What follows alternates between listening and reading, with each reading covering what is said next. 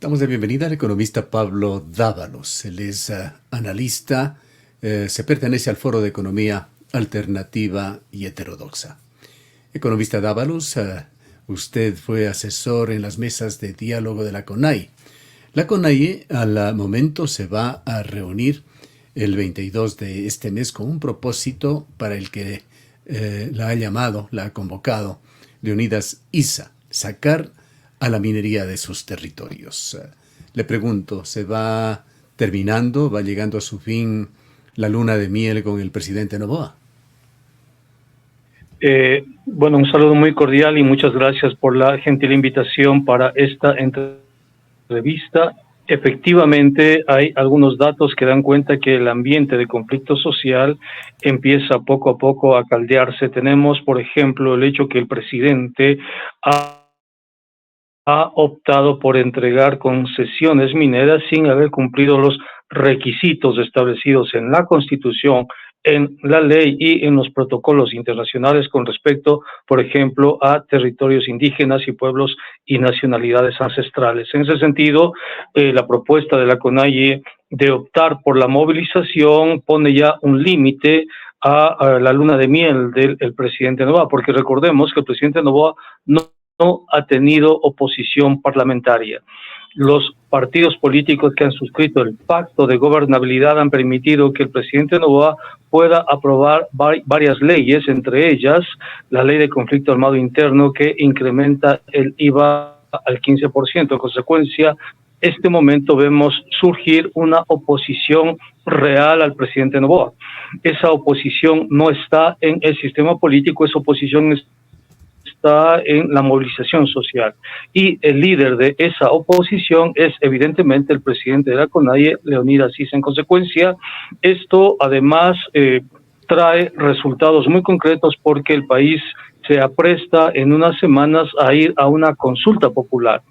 En consecuencia, este ambiente de conflicto social que se verá agravado cuando ya la ciudadanía empiece a pagar el 15% del IVA, creo yo, marcan efectivamente el fin de la luna de miel y el fin del pacto de gobernabilidad del presidente Noboa. Vamos a abordar sin duda el tema económico. Vayamos por lo más urgente, coyuntural del momento. ¿Cuál es el problema en Palo Quemado y Las Pampas, provincia de Cotopaxi? Entendemos también llega hasta la provincia de Santo Domingo. Y sobre todo, ¿cómo se perfila esa política con respecto a la minería del gobierno? El gobierno de Noboa ha demostrado que continúa y radicaliza su apuesta extractiva. Esa apuesta extractiva empieza desde el gobierno de Rafael Correa. Recordemos que ahí, durante el gobierno de Rafael Correa, se intensificó la entrega de concesiones mineras y se amplió la frontera petrolera, se profundiza con Lenín Moreno, sigue adelante con Guillermo Lasso, pero esta vez en el caso de Daniel Noboa nosotros podemos apreciar que Daniel Noboa tiene además intereses muy concretos en estas concesiones mineras. Las concesiones mineras generalmente operan a partir de permisos a determinado tipo de empresas y no significa que las empresas que obtienen esos permisos van a hacer la explotación minera. Significa que esas empresas hacen la negociación, reciben la concesión y una vez que reciben la concesión, la ofertan, la negocian a finalmente las empresas que van a hacer la explotación minera. En este caso, nosotros tenemos que Daniel Noboa, a partir de los grupos empresariales o los cuales él representa, tiene intereses concretos, específicos en estos permisos mineros, en estas concesiones mineras, en estas licencias mineras. El objetivo de Noboa es entonces, a través de esos grupos económicos, participar en estas concesiones y posteriormente, cuando ya se logre la concesión, se logre el inicio de la exploración y explotación minera, poder vender esos permisos y obviamente con un margen de ganancia realmente alto. Estamos entonces ante la presencia de una práctica corporativa, ante la presencia de un presidente que utiliza el Estado para fortalecer los modelos de negocios, en este caso de intereses muy privados.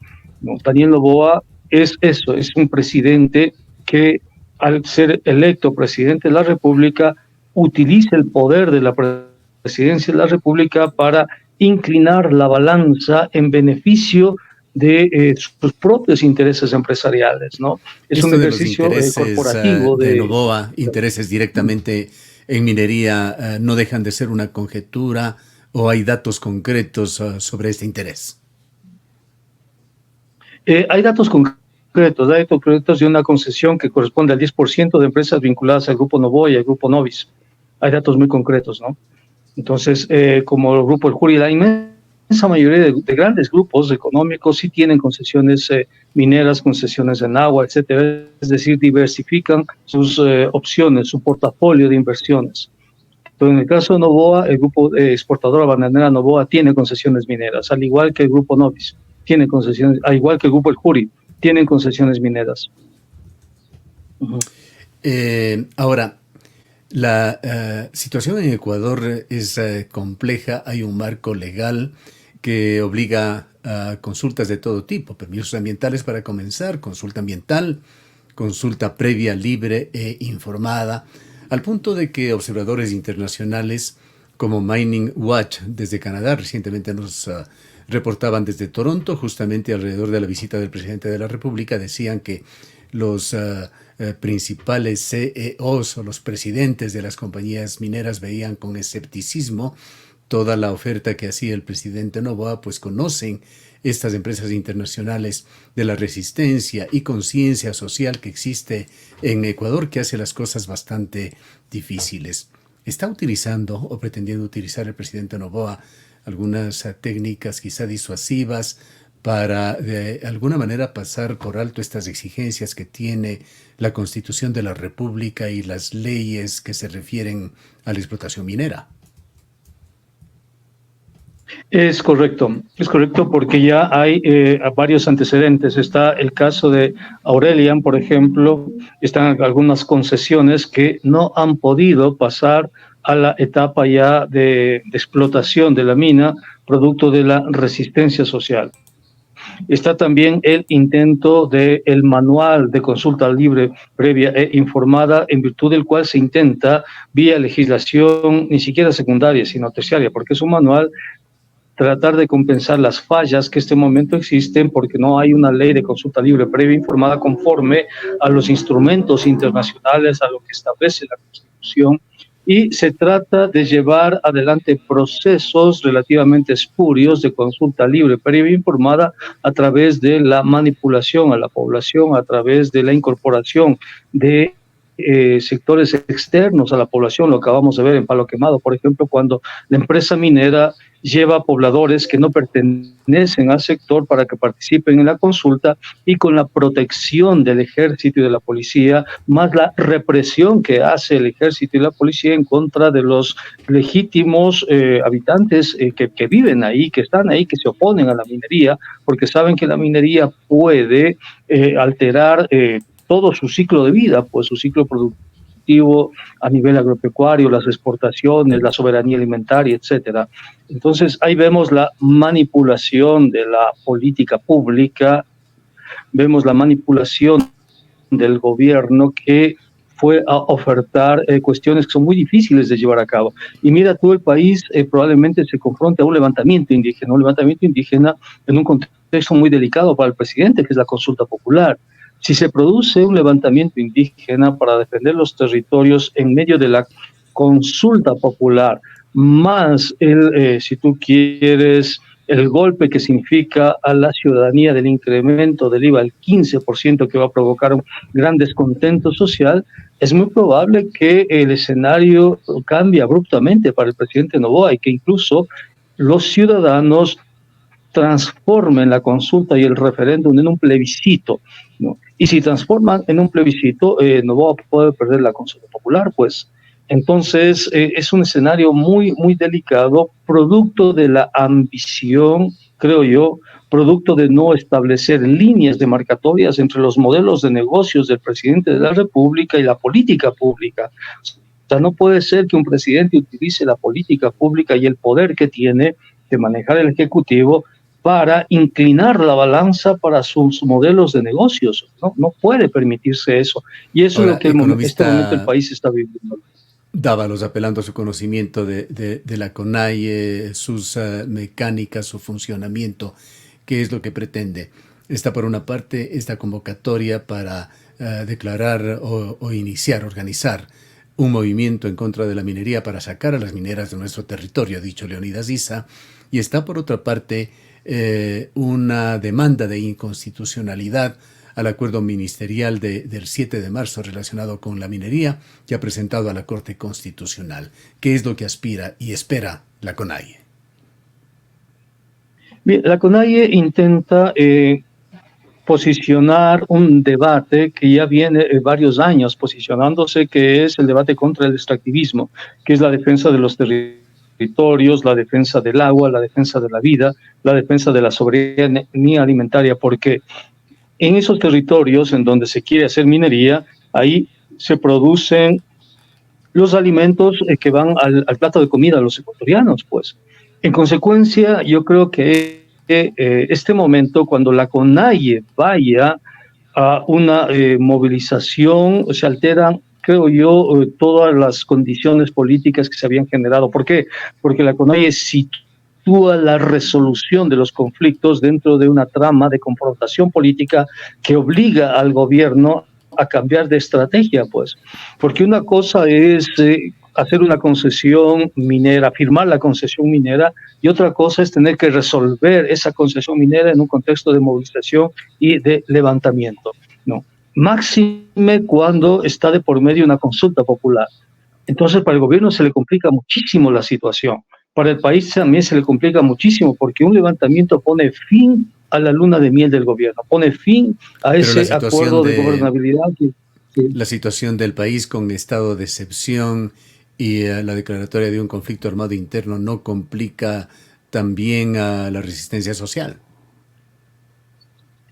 Bueno, pero este momento nosotros podemos apreciar que las movilizaciones sociales siempre se han confrontado a situaciones de excepcionalidad. Recuerda tú que cuando se produjo la movilización de octubre del año 2019, Lenín Moreno inmediatamente al decreto 883 firmó el decreto de movilización de las Fuerzas Armadas, firmó el decreto de estado de excepción. Y no solo eso, sino que Lenín Moreno llegó al extremo de cambiar la sede de la capital de la República de Quito hacia Guayaquil. Es decir, siempre la movilización se ha confrontado al estado de excepción. Siempre se ha respondido a cualquier movilización con el estado de excepción, pero los estados de excepción no han resuelto la movilización. Los estados de excepción no han disuadido, si tú quieres, al movimiento social y al movimiento indígena de dejar de movilizarse, ¿no? En consecuencia, hay un conflicto, hay un decreto de conflicto armado interno, hay un estado de excepción permanente, pero eso no va a dificultar ni va a obstaculizar una decisión de la CONAIE en absoluto. Si la CONAIE decide movilizarse para defender sus territorios, hacer un levantamiento, ese levantamiento se va a dar, con o sin decreto de conflicto armado interno, con o sin estado de excepción permanente. En consecuencia, eso no altera, si tú quieres, las coordenadas que se van a generar a partir de la decisión de la CONAIE de ir a una movilización general. Bien, vayamos ahora sí a otros temas que no dejan de estar relacionados. Una consulta popular que se realizará el 21 de abril, la entrada en vigencia de ese paquete que vino de la mano también de esas urgencias económicas para financiar supuestamente el conflicto armado interno. ¿Cómo se vislumbra ese mes de abril? Es muy conflictivo porque a partir del 1 de abril la ciudadanía tendrá que confrontar un incremento del IVA al 15% que se va a traducir inmediatamente en una reducción de su capacidad adquisitiva y que va a golpear con mucha fuerza a los más pobres, a los más vulnerables. Esto va a producir definitivamente un descontento social. Todavía la población no asimila lo que significa el 15%, pero cuando vaya y tenga que pagar un almuerzo, digamos, de $3, que es el precio que generalmente pagaba, y ese almuerzo de $3 ahora le signifique $4 por el mismo almuerzo producto del IVA, Recuerda que además por la pequeña capacidad productiva nosotros tenemos altos niveles de intermediación y tenemos muchos intermediarios, lo que incrementa aún más, ¿no? Y la significación del costo de la vida se incrementa aún más por esta cadena de intermediación. Entonces, el ciudadano va a constatar, si tú quieres, lo que significa el IVA, el 15%, pues. Si antes compraba 5 panes o 6 panes, ahora va a comprar 3 o 4, ¿no? Y ahí va a sentir, porque se va a ver afectada su relación ingreso-gasto, ¿no? Su ingreso ya no le va a alcanzar para el gasto que tenía. Y cuando regrese a ver, con todo el ambiente de conflicto social, va a entender que el responsable de esta situación es el gobierno, porque además no significa que el gobierno haya resuelto la situación de inseguridad ciudadana, porque los vacunadores están ahí, las extorsiones continúan, la violencia contra los ciudadanos continúa, el sicariato continúa, el tráfico de drogas continúa.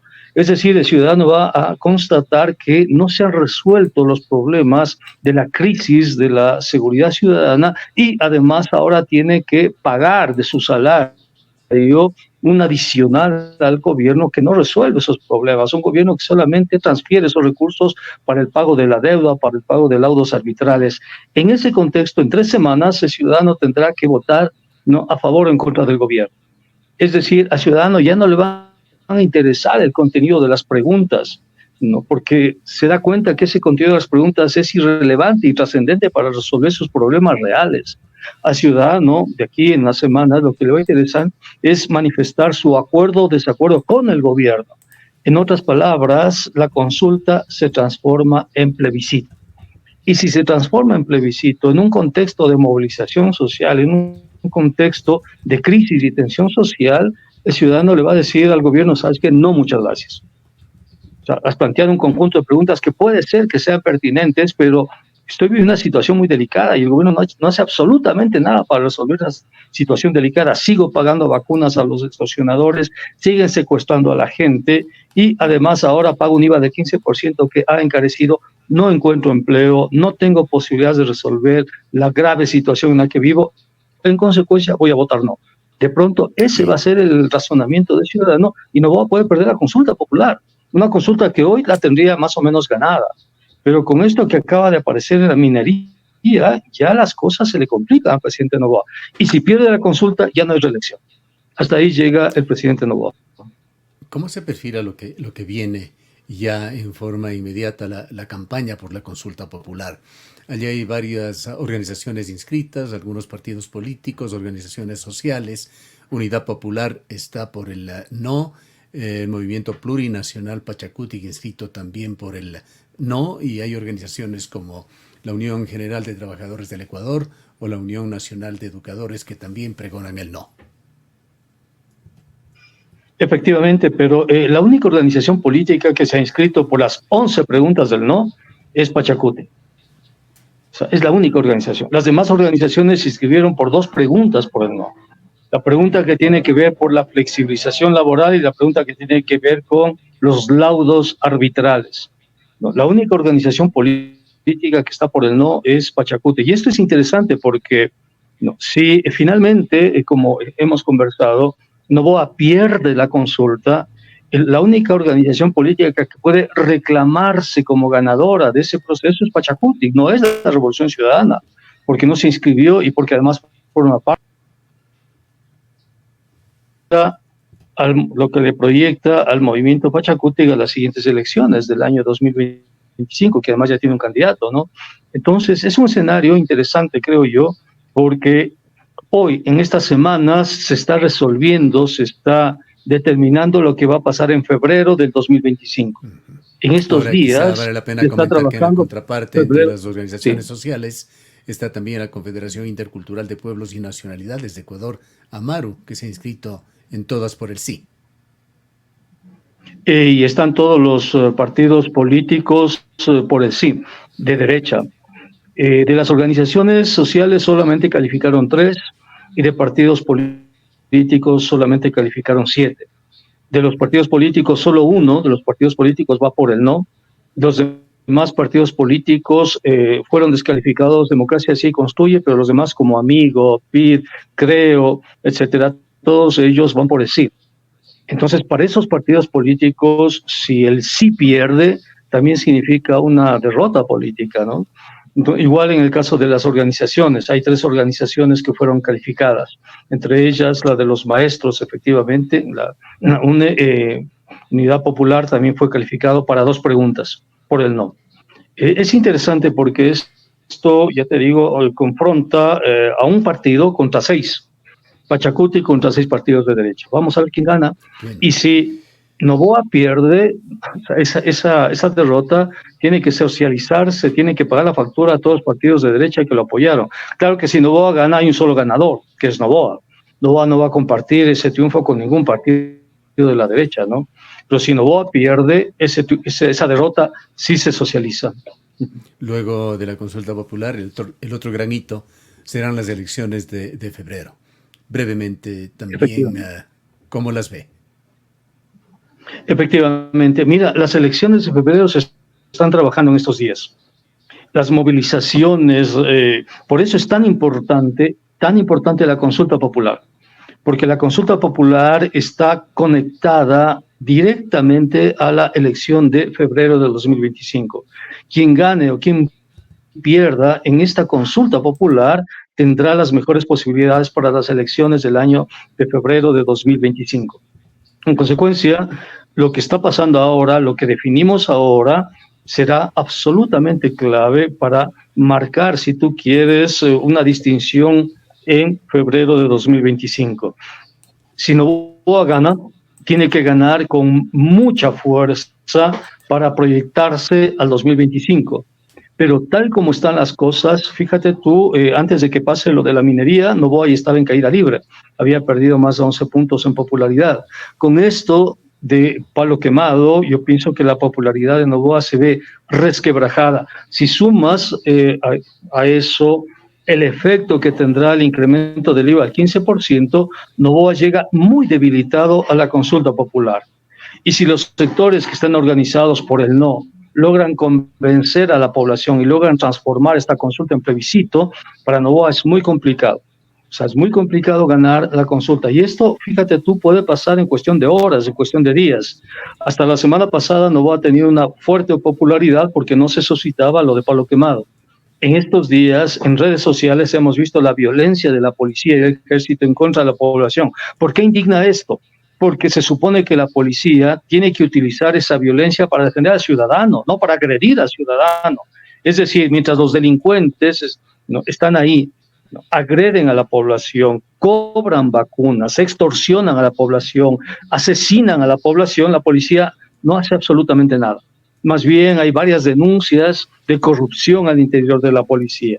Pero cuando se trata de defender intereses corporativos, en este caso una empresa minera canadiense, ahí la policía llega en las camionetas de la empresa canadiense, ¿no? Y con armamento comprado por el pueblo, pues a través de los impuestos que paga el pueblo, utiliza ese armamento en contra del pueblo. Eso es lo que vemos en las redes sociales y eso es lo que provoca... Eso. Entonces, eso es la situación, estimado Gustavo. Muchas gracias por la gentil invitación a esta entrevista. Le agradecemos mucho por habernos atendido. Muchas gracias. Hasta pronto. Declaraciones del economista Pablo Dávalos, analista económico. Él es miembro del Foro de Economía Alternativa y Heterodoxa.